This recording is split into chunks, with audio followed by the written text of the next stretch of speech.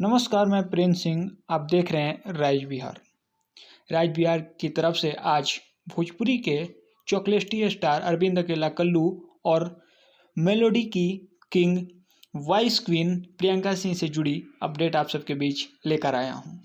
आप सभी को जानकारी के लिए मैं बता दूं कि बिहार का महापर्व छठ महापर्व बहुत ही जल्द आने वाला है, जिसकी तैयारी भोजपुरी कलाकार बड़े जोरों शोरों से कर रहे हैं।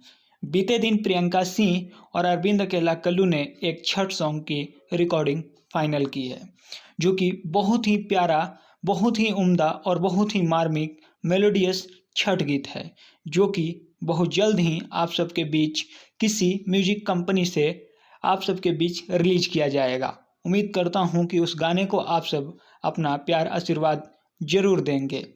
आपको बता दें कि अरविंद अकेला कल्लू आए दिन अपने फैंस के लिए बहुत ही प्यारा प्यारा गीत लेकर आते रहते हैं। इसी कड़ी में प्रियंका सिंह जी के साथ उन्होंने एक छठ सॉन्ग की रिकॉर्डिंग की है, जो कि बहुत ही प्यारा गीत होने वाला है।